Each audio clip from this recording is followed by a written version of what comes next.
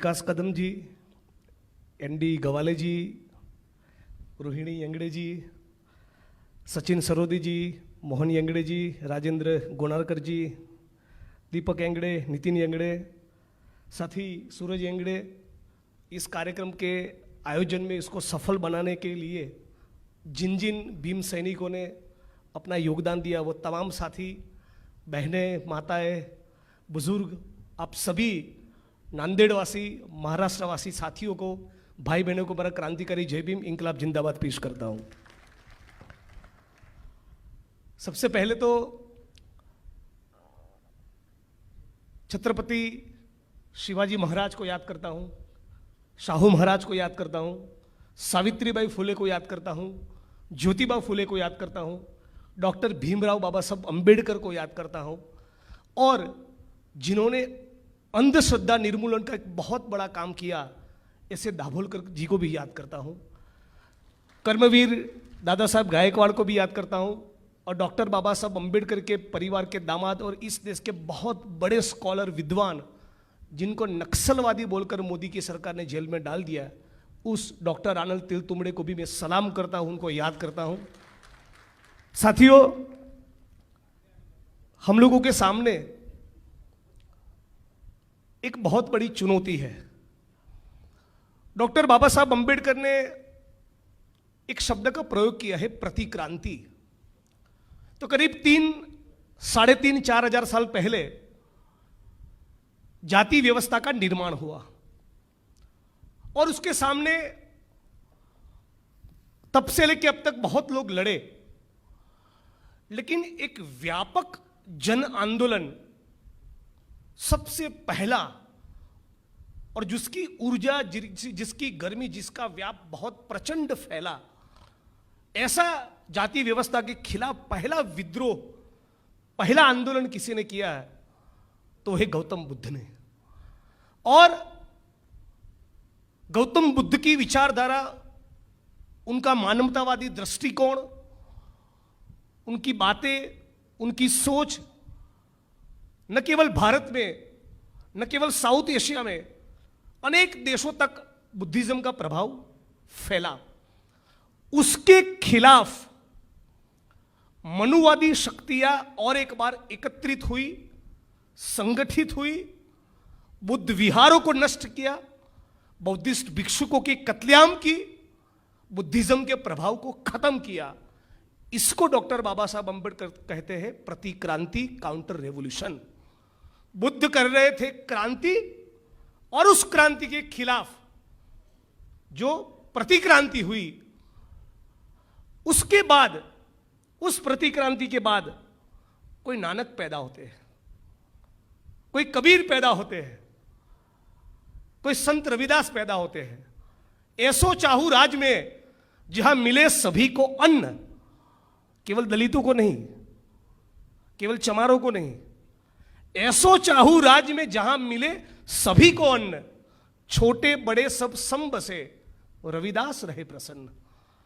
ये संत रविदास पैदा हुए। उसी की शैली में कबीर साहब भी लिखते हैं कि साईं इतना दीजिए जामे कुटुंब समाए, मैं भी भूखा ना रहूं साधु न भूखा जाए। तो प्रतिक्रांति के बाद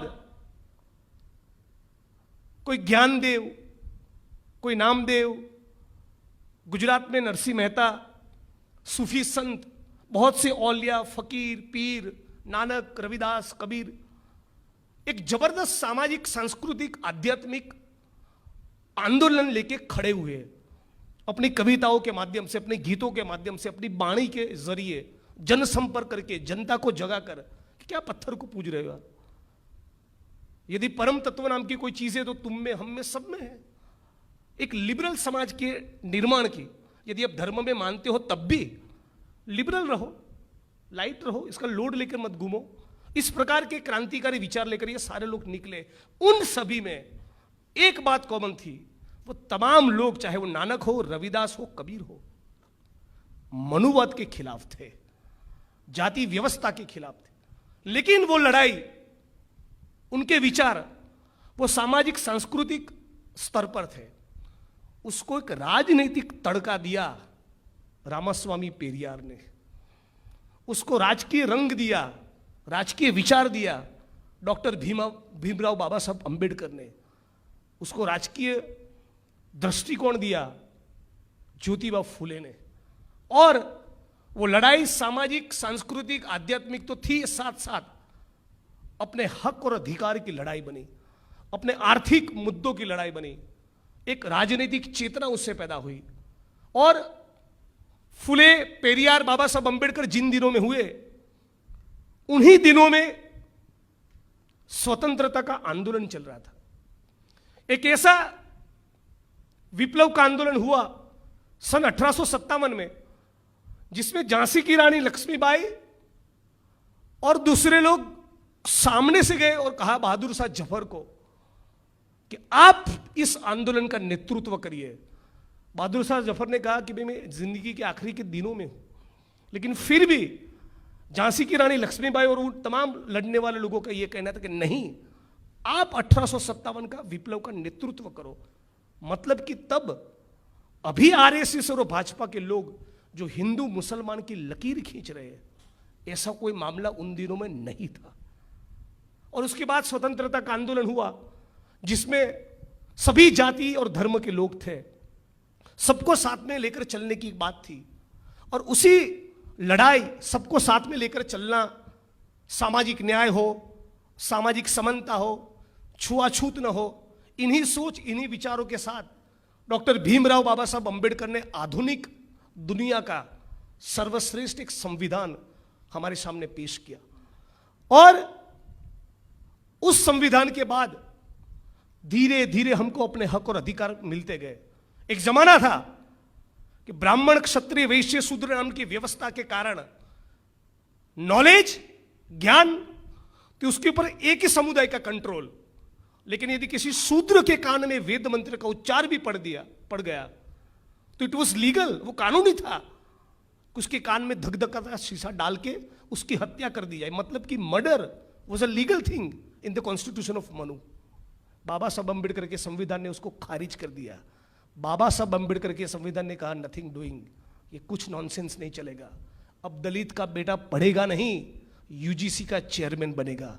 ये क्रांति हमारे संविधान से चालू हुई। एक समुदाय था, सारी जमीन उसी के पास थी।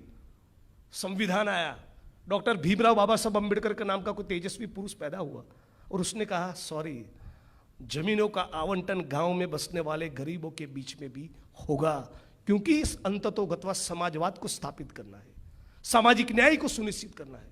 एक वर्ग था, व्यापार के ऊपर उसी का कंट्रोल था। लेकिन अभी महाराष्ट्र का ओबीसी समुदाय का कोई गरीब आदमी या मदारी का खेल करने वाला डीएनटी समुदाय का साथी भी बंबई के किसी मॉल या मल्टीप्लेक्स में किसी ब्रांडेड कंपनी का शोरूम कर सकता है। ये कमाल भी संविधान के कारण हुआ। एक वक्त था कि शूद्रों के नसीब में केवल चाकरी करना लिखा था, मजदूरी करना लिखा था। लेकिन आज नांदेड़ का कोई सूरज एंगड़े ऑक्सफोर्ड में जाकर लेक्चर देता है। ये भी कमाल संविधान का ही है। तो ये स्वतंत्रता के आंदोलन से लेकर संविधान लिखे जाने से अब तक की ये जो क्रांति चल रही थी, उसको आरएसएस, मोदी और भाजपा की सरकार ने पूरी समझदारी के साथ 360 डिग्री उल्टा करना चालू कर दिया है। पहले हजारों लाखों एकड़ जमीन का आवंटन पहले की सरकारों के दौरान हुआ। उसके लिए किसी दादा साहेब गायकवाड़ को लड़ना पड़ा, लेकिन उस लड़ाई के बाद भी जमीनों का आवंटन हुआ। स्वतंत्रता के आंदोलन का नारा था लैंड टू द टिलर, जोतने वाले को जमीन। और अभी मोदी सरकार का नारा है अडानी और अंबानी को जमीन। पहले जमीनों का आवंटन स्वतंत्रता से लेकर अब तक दलित, आदिवासी, ओबीसी के बीच में होता था। अब इस सरकार में जमीनों का आवंटन होता है अडानी, अंबानी और एसआर को। अब देखिए, नांदेड़ का कोई पहला आईएएस बना होगा, पहला कोई आईपीएस बना होगा, पहला कोई एमपी और एमएलए शेड्यूल कास्ट का जो बना होगा, गांव के किसी छोटे से स्कूल में पढ़ा होगा, या नांदेड़ के, या अहमदाबाद के, या बंबई के, या पुणे के, दिल्ली के म्यूनिसिपल कॉरपोरेशन के स्कूल में उसने पढ़ाई की होगी। और वहां से वो LIC में एम्प्लॉय बना, बैंक का कर्मचारी बना, ONGC में गया, IOC में गया, पटवारी बना, टीचर बना, कांस्टेबल बना, IPS बना, IAS बना। तो अभी ये सरकार ने क्या किया है, न रहेगा बांस न बजेगी बांसुरी।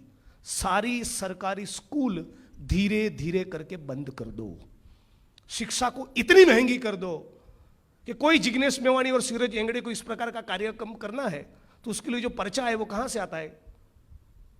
तो काशीराम जी को समर्थन करने वाला जो सरकारी कर्मचारी था उसमें से कोई खड़ा होता है कि भाई 10,000 पत्रिका मैं छपवाऊंगा, हॉल का किराया मैं दूंगा,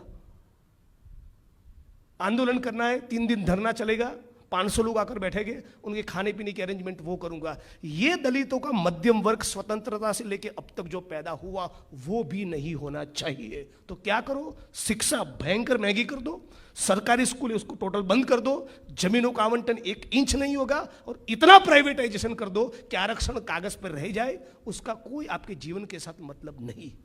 और इसीलिए मैं आज गुजरात से चलकर नांदेड़ में यह कहने के लिए आया हूं कि 2014 से लेके अब तक इस देश में जो हुआ है वो और कुछ नहीं, काउंटर रेवोल्यूशन पार्ट 2 प्रतिक्रांति भाग 2 चल रहा है। इस बात को समझ लीजिए, इससे खतरनाक कुछ नहीं है। सिस्टमेटिकली 55 लाख 5-6 साल तक भारत में आदिवासी और दलित समाज के 55 लाख स्टूडेंट्स की स्कॉलरशिप को ब्लॉक करके रखी। और नई पार्लियामेंट के निर्माण के लिए कितना पैसा है? 800,000 करोड़। डॉक्टर बाबा साहब अंबेडकर का स्टैच्यू 125 फुट का बन जाए या 1 लाख फुट का बन जाए, यदि पेट में रोटी नहीं है ना तो डॉक्टर बाबा साहब अंबेडकर के नाम का जयकारा लगाने का कोई मतलब नहीं है। और आज मुझे यह अवार्ड इसलिए मिल रहा है LR बाली साहब की स्मृति में, और मुझे गौरव है, मैं फ्रैंकली ईमानदारी के साथ कह रहा हूं, यह नाम मैंने नहीं सुना था। मुझे खुशी है कि आप नांदेड़ वासियों के कारण LR बाली साहब का नाम मुझे पता चला, और इस बात का मुझे गौरव है कि उस LR बाली साहब के नाम से मुझे अवार्ड मिल रहा है जो किसी जमाने में डॉक्टर बाबा साहब अंबेडकर के सेना के सिपाही थे। उस LR बाली साहब के नाम से मुझे अवार्ड मिल रहा है जिन्होंने दादा साहब गायकवाड़ के साथ न केवल काम किया, जेलों में रहे और जिनके कारण हजारों एकड़ जमीनों का आवंटन हुआ। तो मैं अपने आप को बहुत गौरव महसूस करता हूं कि उनकी स्मृति में इतने जुझारू, अंबेडकरवादी, निष्ठावान, प्रामाणिक, जीवन में कभी डगे नहीं, जीवन में कभी बिके नहीं, जीवन में कभी अपनी कमिटमेंट को, इंटीग्रिटी को छोड़ा नहीं। ऐसे बहुत कम अंबेडकरवादी होते हैं। ऐसे एक निष्ठावान अंबेडकरवादी के नाम के साथ मेरा नाम जुड़ा और मुझे आज जो अवार्ड मिल रहा है उसके लिए मेरे साथी सूरज एंगड़े, जो सम्मान करने वाली समिति है वो, और मैत्री, हमारा मैत्री फाउंडेशन, क्या कहे, मैत्री मिशन, मैत्री मिशन के सभी साथियों का शुक्रिया अदा करता हूं। आप सभी से रिक्वेस्ट करता हूं कि मैत्री मिशन की इस मिशन को आगे हम लोग साथ में मिलकर बढ़ाएंगे, और ये मुझे जो अवार्ड मिला है, ये जो परंपरा है, उस सबको हम लोगों को साथ में मिलकर आगे ले जानी है, ताकि मेरी तरह और भी लोग इंस्पायर हो कि किसी आखिरी इंसान के जीवन में उजाला करना वो सही मायने में होता है जय भीम बोलने का मतलब। तो मुझे ये अवार्ड मुझे क्यों मिल रहा है, मैं बहुत वक्त नहीं लूंगा, मेरा गला भी थोड़ा मोदी जी की नीयत की तरह हो गया है। लेकिन ये अवार्ड मुझे इसलिए मिल रहा है कि 2018 में मैंने 14 अप्रैल नहीं मनाया था, 2017 के दिसंबर में मैं विधायक बना,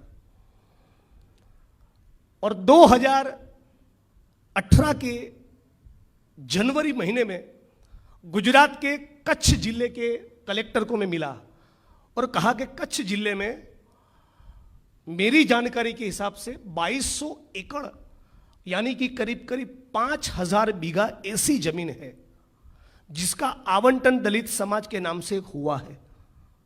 उनके पास जमीन आवंटन के पर्चे सारे रिकॉर्ड्स है, सारे महसूली रेवेन्यू रिकॉर्ड में उनका नाम चढ़ चुका है, उनके नाम की एंट्री हो चुकी है, 7 बार में भी उनका नाम है। लेकिन जिनको ऊंची जाति का होने का और मुझों पर ताव देने का घमंड है, ऐसे कुछ सामंती गुंडे पिछले 34 साल से इन 5000 बीघा जमीन के ऊपर गैर कानूनी कब्जा करके बैठे। आप केवल इन 5000 बीघा में से आपकी चॉइस का, जहां पंगा होने का, झगड़ा होने का, ट्रैफिक जाम होने का, लड़ाई होने का, लॉ एंड ऑर्डर की सिचुएशन खराब होने का कोई टेंशन नहीं। ऐसा कोई भी 1 एकड़ आप खाली करके दिखाइए और बाकी की जमीन का पोजीशन आप 1 साल के अंदर पूरा करेंगे। इतना कमिटमेंट दीजिए ताकि हमको लगे कि नहीं, आप ये काम आने वाले दिन में करना चाहते हैं। आपकी चॉइस का कोई भी 1 एकड़, हम लोग अड़ नहीं गए कि भाई यही एकड़ चाहिए। कोई भी 5,000 बीघा में से कोई भी 1 एकड़ जमीन का पोजीशन दो।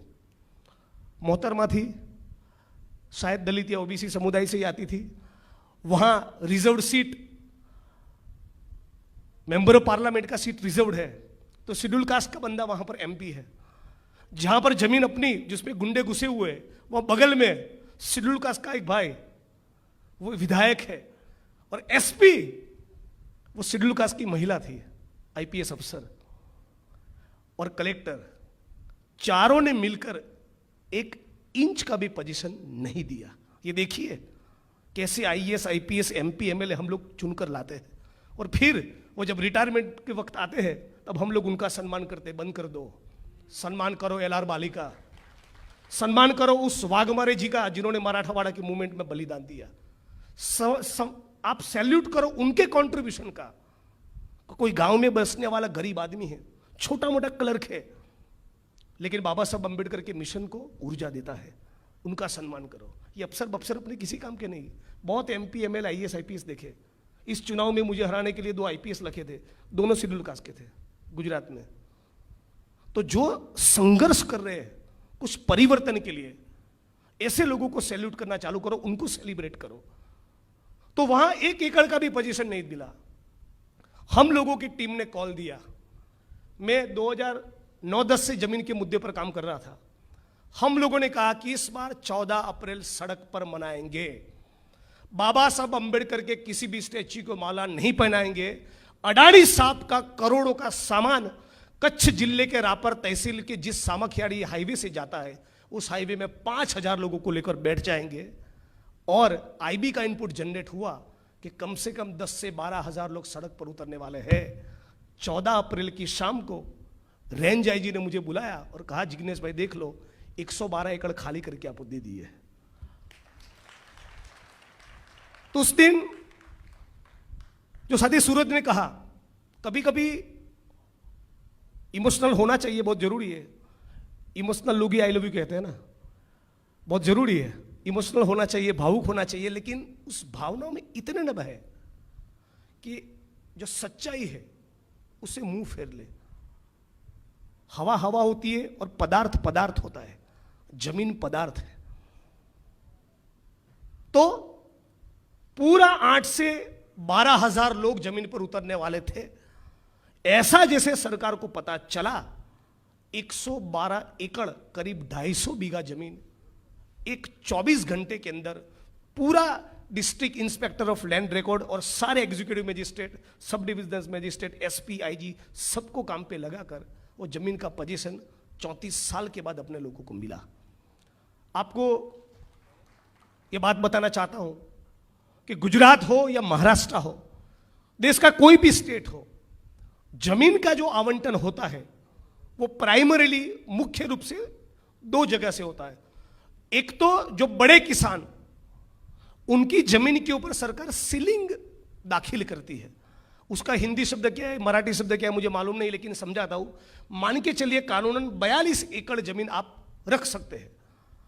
आपके पास है 842 एकड़ जमीन, तो ये 800 एकड़ जमीन है वो कलेक्टर ले लेता है, सरकार उसको जब्त कर लेती है, ताकि वो 800 एकड़ जमीन जिस जमींदार की पास से आपने ली, उसी गांव के भूमिहीन, दलित, आदिवासी, ओबीसी में उसका आवंटन किया जाए। 1950 से लेकर अब तक गुजरात में, महाराष्ट्र में और पूरे देश में ऐसी हजारों लाखों एकड़ जमीन का आवंटन हुआ। आज भी गुजरात में मैं जहां तक जानता हूं कम से कम 15 से 20 हजार एकड़ ऐसी जमीन है जिसमें दलितों का नाम है और कब्जा किसी जातिवादी गुंडे का है। नांदेड़ में भी ये सिचुएशन हो सकता है, महाराष्ट्र में भी ये सिचुएशन है। महाराष्ट्र में भी महाराष्ट्र लैंड सीलिंग एक्ट के तहत ऐसी जमीनों का आवंटन हुआ, लेकिन आज भी जमीन वो केवल कागज के ऊपर है। 7 बार तो लिखा है सूरज येंगड़े, जमीन अलॉटमेंट का ऑर्डर तो उनके नाम से है और उसके ऊपर जोत रहा है कोई और। क्यों? उसको ऊंची जाति के होने का घमंड है, उसके मन में ऐसा है कि क्या औकात है दलित की, क्या कर लेगा। यदि 14 अप्रैल के दिन आप और हम नीले रंग का कुर्ता पहनकर जय भीम बोलते हुए बाबा साहब को माला अर्पण कर सकते हैं, तो उसी 14 अप्रैल के दिन 14 ऐसे तहसील को आइडेंटिफाई किया जाए महाराष्ट्र का। अगले अप्रैल में मैं आने के लिए तैयार हूं और एक साथ 14 तहसील में जहां जहां पर दलितों की जमीन है और जहां गुंडों का कब्जा है उसको खाली करवाने का कॉल देंगे। मैं भी 6 महीने पहले मुझे एक केस में 3 महीने की सजा हुई। मुझे लगता है कि मेरे बायोडेटा का सबसे बड़ा चमकने वाला चिन्ह वही है। क्या मामला था?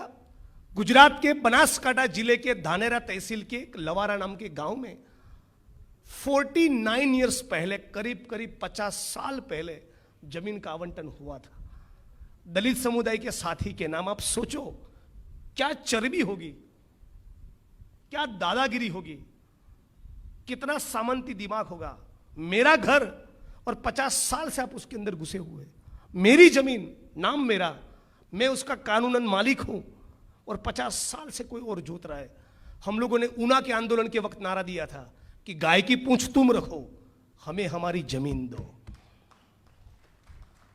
हमको इन नकली मुद्दों से कोई लेना देना नहीं, जात पात धर्म कुम की पॉलिटिक्स के लेना देना नहीं। हम जय भीम भी बोलेंगे, सावित्रीबाई फुले जिंदाबाद भी कहेंगे, रामास्वामी पेरियार को भी याद करेंगे, लेकिन साथ साथ ये भी कहेंगे कि नांदेड़ में महाराष्ट्र का सबसे बढ़िया अस्पताल और यूनिवर्सिटी बनना चाहिए और उस अस्पताल के अंदर जो सफाई कर्मी वाल्मीकि समाज का काम करता है उसको भी 7वां पगार पंच मिले, ताकि उसका बेटा भी कोई सूरज येंगड़ी की तरह ऑक्सफोर्ड और कैम्ब्रिज में लेक्चर दे। लेकिन मनुवादी माइंड कैसे काम करता है? हमारे गुजरात के पनोती पुत्र मोदी साहब ने कर्मयोगी नाम की किताब लिखा है। क्या कहते हैं? नरेंद्र दामोदर मोदी कर्मयोगी नाम की किताब में यह कहते हैं कि सफाई कर्मियों को सफाई काम करने में आध्यात्मिकता का आनंद मिलता है। आओ ना मोदी साहब, आप भी नांदेड़ आओ, ये लाभ लो कभी। मतलब कि मजदूर का बेटा मजदूर ही बने, सफाई कर्मी का बेटा गटर में ही उतरे और जमीन मिलेगी अडानी, अंबानी और एसआर को। आज दादा साहब गायकवाड़ को किस लिए याद करते हैं? जो साथी सूरज ने कहा, डॉक्टर भीमराव बाबा साहब अंबेडकर की आंख में से आंसू निकल जाते थे। क्यों? आज भारत में दलितों की आबादी कितनी है? 21 करोड़। 2011 करोड़ हो गए। ये 21 करोड़ लोग कोई एक जगह पर साथ खड़े हो तो कितनी बड़ी तादाद बनेगी? इतनी बड़ी तादाद हमारी है। साला हमको किसके बाप से डरने की जरूरत है? पसीना हम बहाते, गन्ना हम काटते, ईंटों के भट्ठों में हम, कंस्ट्रक्शन की साइट में हम, 14 घंटा केमिकल की फैक्ट्री में हम काम करते हैं और हम साला मार खाएंगे, हम साला डर कर जिएंगे। सीना तान कर जियो। ये धरती अपने आप की नहीं, किसी के बाप की।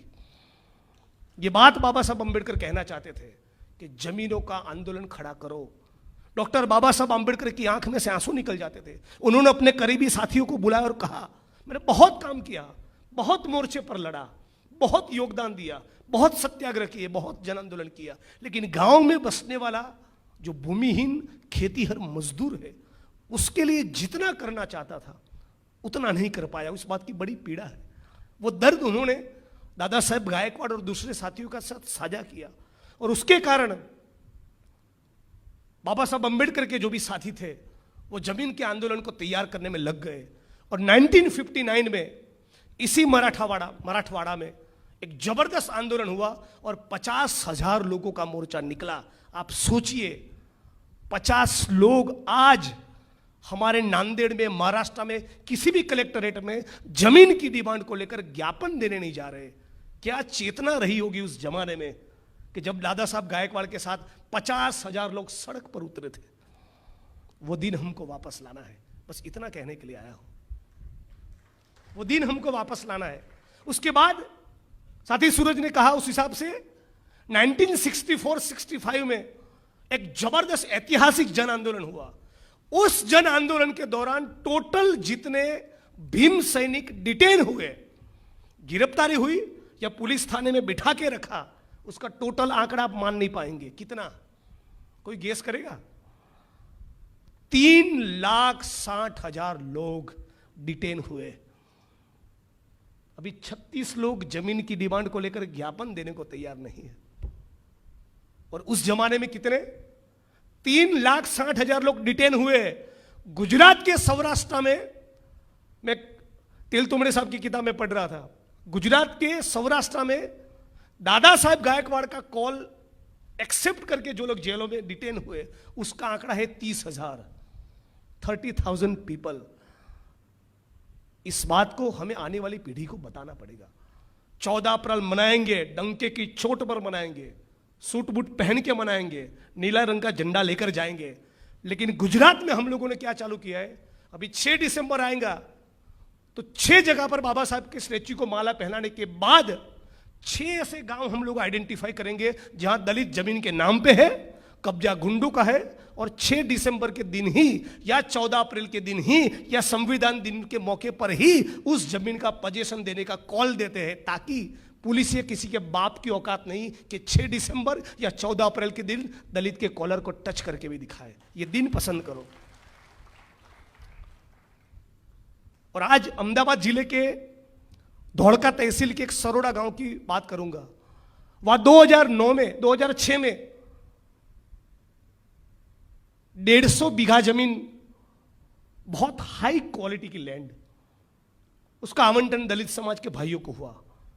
और उस जमीन के ऊपर कुछ गुंडों ने गैर कानूनी कब्जा करके रखा था। मुझे कैसे पता चला कि जब गुजरात में सारे आंदोलनकारी भावनगर जिले में जाते थे, गुजरात के भावनगर जिले के महुआ तहसील में निरमा कंपनी के खिलाफ एक ऐतिहासिक आंदोलन चल रहा था। और इंटरेस्टिंग बात यह थी सूरज, कि उस आंदोलन का नेतृत्व करता था डॉक्टर कनुभाई कलसरिया, भाजपा का एमएलए, सरकार भाजपा की। मामला यह था कि निरमा कंपनी को वहां से लाइमस्टोन निकालने के लिए फैक्ट्री बनानी थी, और उसने हाईकोर्ट में ऐसा हलफनामा किया, ऐसा एफिडेविट किया, यहां पर तो कोई तालाब है नहीं, जबकि वहां 35 साल से लोग नहा रहे थे। उस तालाब को रिकॉर्ड पर से गायब कर दिया। तो उस भाजपा के एमएलए ने तय किया, यार ये तो नहीं चलेगा, भले मेरी पार्टी रही, मैं बगावत करूंगा। उसने बगावत किया और महुआ से वो गांधीनगर 5,000 लोगों की यात्रा लेकर आए। अभी तक वहां निरमा अपना प्लांट नहीं बना पाई।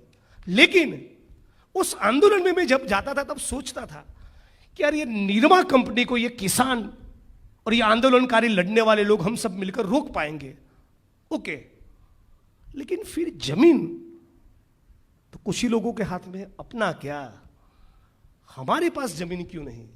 तो इस देश में मनुवाद के कारण, मनुस्मृति के कारण मंदिर में घंटी कौन बजाएगा और गटर में कौन उतरेगा, ये डिजाइन किया है, ये व्यवस्था खड़ी की है मनुवाद ने। और इसीलिए यह भी उसी व्यवस्था ने तय किया है कि कौन 1000, 1200, 1500 एकड़ लेकर बैठेगा और कौन भूमिहीन खेतिहर मजदूर की तरह जिएगा। इस व्यवस्था को तोड़ना है तो दलितों को हर कीमत पर जमीन की लड़ाई लड़नी पड़ेगी, उसका दूसरा कोई विकल्प नहीं।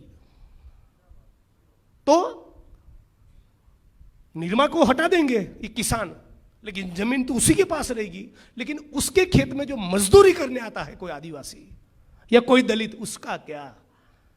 तो मैंने कुछ लोगों को पूछा, तो वालजी भाई पटेल नाम के हमारे दलित पैंथर के पुराने साथी हैं, ये बहुत से साथी वीडियो ले रहे हैं, तो मैं उम्मीद करता हूं कि ये क्लिप कभी उनके पास पहुंचेगी।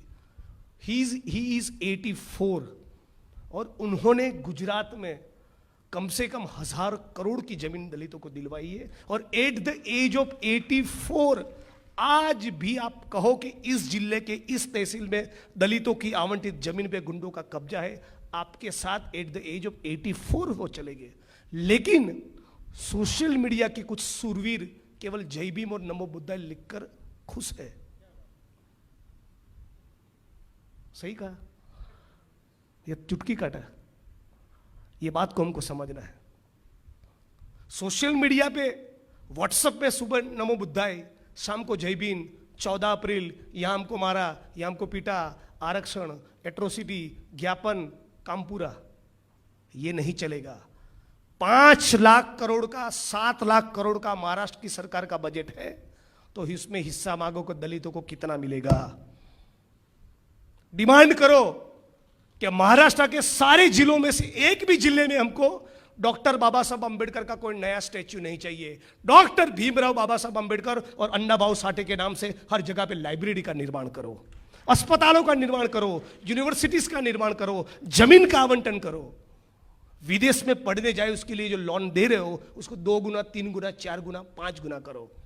और 7वां पगार पंच दो हमारे सफाई कामदार भाइयों को। दलितों में भी दलित तो वो है, उनको कोई पूछने वाला नहीं है। आज आपके साथ मंच पर बैठा था और अभी मैसेज आया है कि भावनगर में किसी बारैया नाम के वाल्मीकि समाज के भाई की हत्या कर दी गई। पिछले हफ्ते अपनी मालिकी की जमीन कल्टीवेट करने जा रहे आलजी भाई और मंजी भाई परमार नाम के 2 साथियों का सुरेंद्रनगर में खून हो गया। एडवांस में उन्होंने लिखा था कलेक्टर को, एसपी को, होम मिनिस्टर को, सीएम को, सोशल जस्टिस डिपार्टमेंट के मंत्री को कि मैं अपनी मालिकी की जमीन जोतने के लिए जा रहा हूं, मेरी हत्या हो सकती है। एडवांस में लिखा था, बावजूद ये गुजरात मॉडल की भव्यता है, कोई पुलिस प्रोटेक्शन नहीं मिला, उसको मार डाला। इज किल्ड, दोनों भाई। आपको मालूम है जब कोई एट्रोसिटी की सीरियस घटना होती है तो पीड़ित परिवार को, विक्टिम को जो जो सुनिश्चित करना है उसमें सरकार के लिए कंपलसरी है। ईंटों का भट्ठा दो, स्टोन की कोरी दो, सरकारी नौकरी दो और जोतने के लिए जमीन दो। हम कोई ये डिमांड नहीं करते, हम कोई ये डिमांड नहीं करते।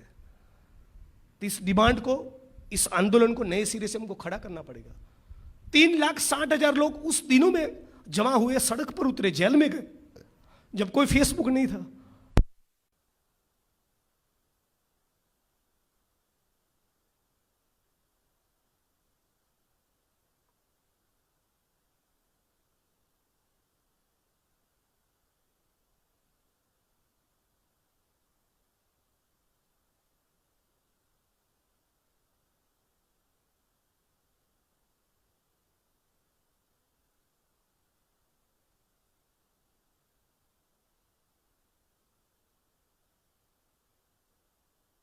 थोड़े संसाधन ज्यादा है।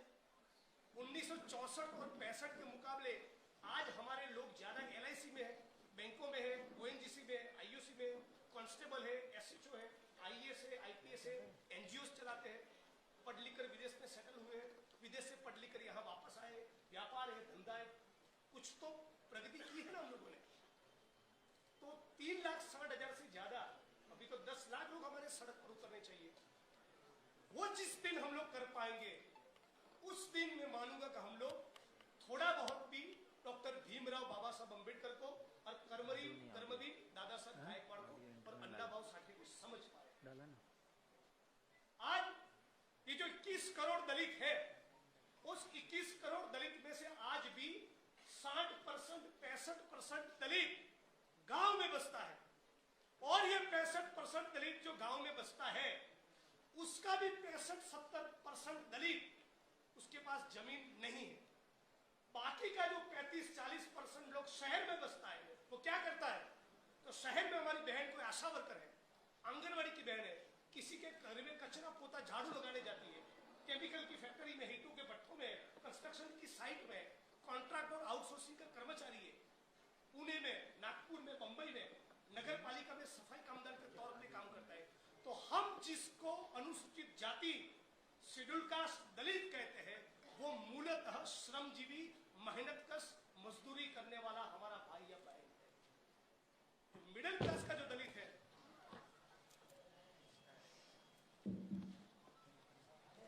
जो मिडिल क्लास का दलित तबका हमारा है, वो बहुत छोटा है। ज्यादातर हम जिसको दलित कहते हैं वो तो पसीना बहाने वाला है। वही है एक मुकेश अंबानी 27 माल की बिल्डिंग में रहता है और उस बिल्डिंग में जिस आदिवासी, जिस दलित ने अपना खून और पसीना आया, वो अहमदाबाद या बड़ौदा या सूरत या राजकोट या पुणे और मुंबई की सड़क पर नग्न अवस्था में सोया पड़ा है। ऐसा भारत चाहिए। यदि ये हिंदुस्तान बयान ये दिए भारत नहीं बदल रहा, तो मतलब हमारे आंदोलन में भी कोई कमजोरी है। एक मुकेश अंबानी 27 माल की बिल्डिंग में रहे और वहां पसीना बहाने वाला दलित मजदूर सड़क पर नंगा सोया हो, उसकी बेटी और बेटे का कोई भविष्य न हो, उसके लिए तो भगत सिंह ने 23 साल की उम्र में शहादत नहीं दी थी, उसके लिए तो बाबा साहब अंबेडकर ने यह संविधान नहीं लिखा था। तो साथियों, ज्यादा न कहते हुए मैं यही कहना चाहता हूं कि 2024 के चुनाव में और कहीं नहीं तो नांदेड़ से यह गूंज उठनी चाहिए, रहने के लिए, मरने के बाद दफन करने के लिए, जलाने के लिए और उपजीविका के लिए, अपने आत्मसम्मान के साथ जीवन जीने के लिए, रोटी कमाने के लिए भी हमको खेती की जमीन मिलनी चाहिए। जमीन नहीं तो 2024 में किसी को भी वोट नहीं। ये नारा आने वाले दिनों में हम लोग खड़ा करें। हम लोगों ने गुजरात में जो अहमदाबाद की जो बात करा था, धोड़का गांव की, साथ ही सूरज ने अच्छा याद करवाया। तो 2006 में जो जमीन का आवंटन वहां हुआ था, 2009 में मुझे वो पता चला। मैं एग्जीक्यूटिव मजिस्ट्रेट के पास गया, सब डिविजनल मजिस्ट्रेट के पास गया, एक 90 साल के एक्टिविस्ट को लेके गया, उन्होंने हाथ जोड़े कलेक्टर को। मैं स्ट्रेटेजिकली उनको लेके गया था कि भाई 90 साल के बुजुर्ग है, उनका तो कोई स्वार्थ नहीं होगा, उनको देखकर वो कलेक्टर का दिल पिघलेगा, सरकार का दिल थोड़ा पिघलेगा। उसके बावजूद भी कब्जा जमीन का नहीं मिला। 2012 में हाईकोर्ट में पिटीशन फाइल किया, 11 जिलों का डेटा कलेक्ट किया और कोर्ट को कन्विंस किया कि भाई ये पूरे राज्य का मामला है, हर एक जिले में, हर एक तहसील में दलितों के नाम पे जमीन है, कब्जा किसी और का है, गुंडे उसमें घुसे हुए हैं, जो एट्रोसिटी के तहत गुनाह बनता है, ना आप गुनाह दर्ज कर रहे हो, ना उस गुंडों को खाली करते हो, ना कब्जा दिलवा रहे हो। कोर्ट के सारे आदेशों के बावजूद भी उसमें कुछ नहीं हुआ।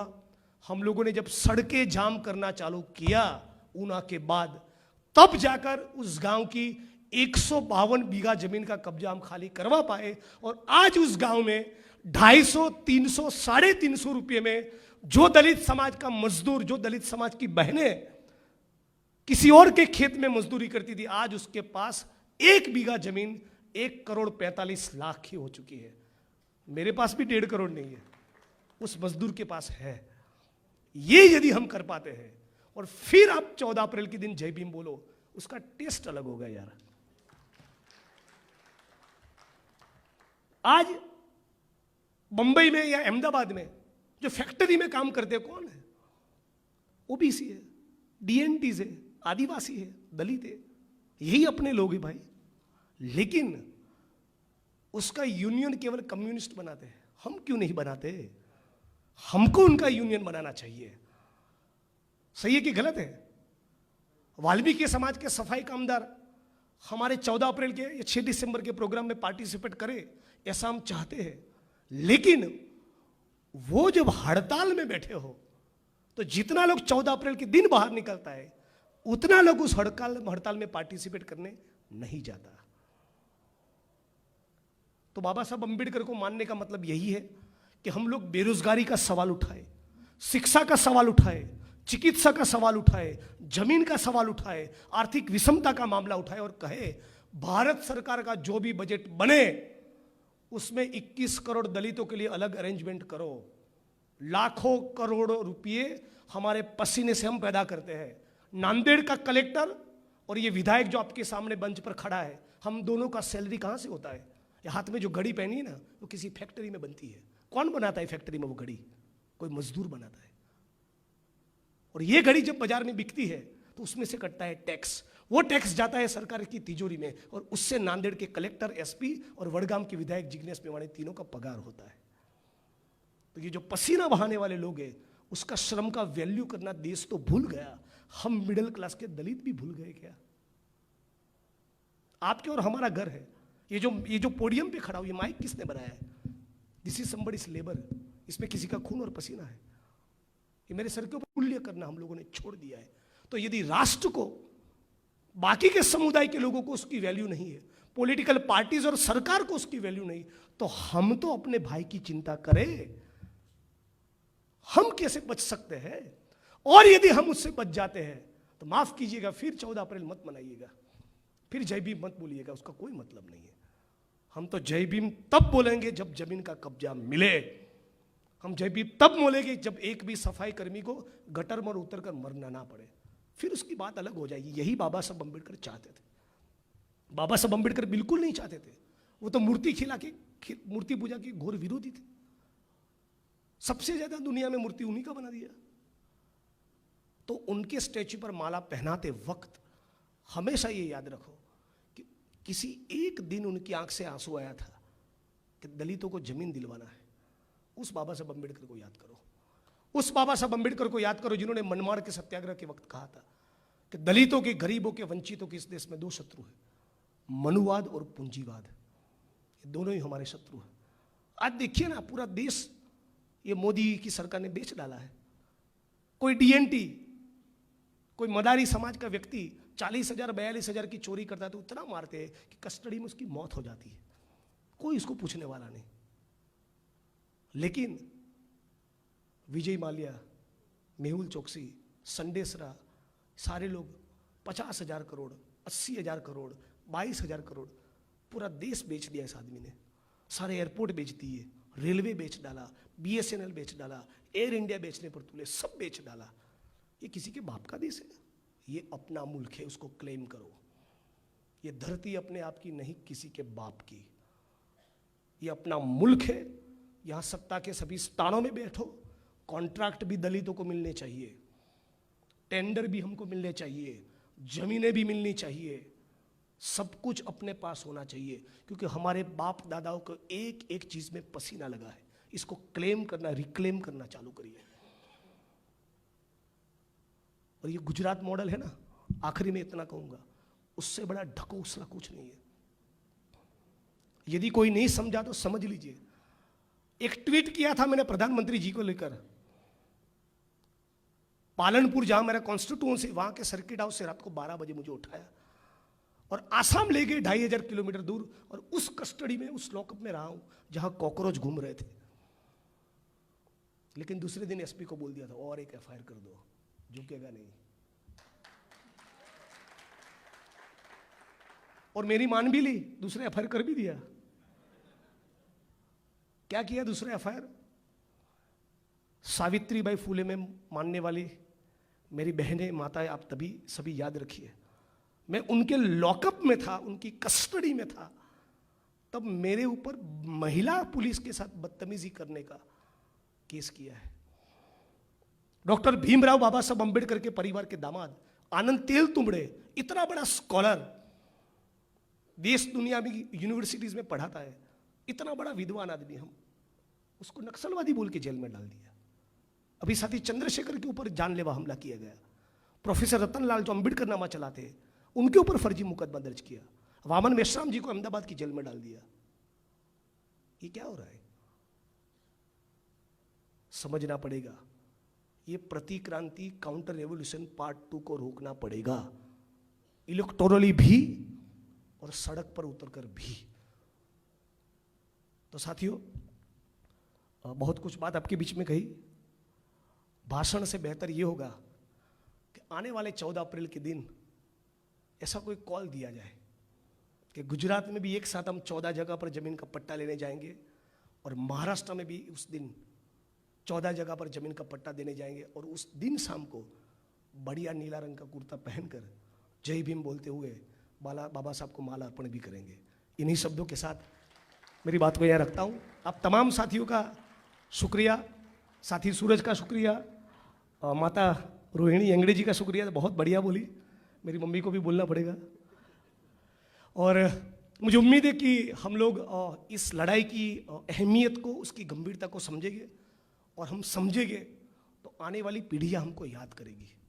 मैं साथियों एक आखिरी बात कहना चाहूँगा, खास तौर पे युवा साथियों, जब दिल्ली की सड़कों पे संविधान को जलाया गया, जब पूर्ण रूप से मनुवाद लागू करने की आरएसएस और भाजपा साजिश कर चुका है, जब आपके इस भाई को असम की जेल में डाल रहे हैं, दूसरे भाई की छाती पर गोली दाग रहे हैं, तब आप यदि इस आरएसएस, मोदी और भाजपा की सरकार के खिलाफ लड़ते हुए एक दिन भी जेल में नहीं गए, तो आपकी जवानी का कोई मतलब नहीं।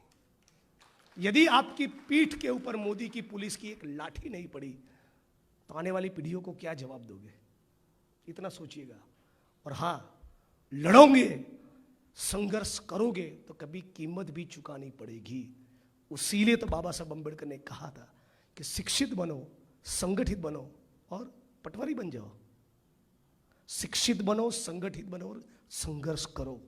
बिना संघर्ष के, बिना आंदोलन के, बिना सड़क पर उतरे कभी कोई क्रांति हुआ नहीं, कभी कोई क्रांति होगा नहीं। यही अन्ना भाऊ साठे का मैसेज था, यही ज्योतिबा फुले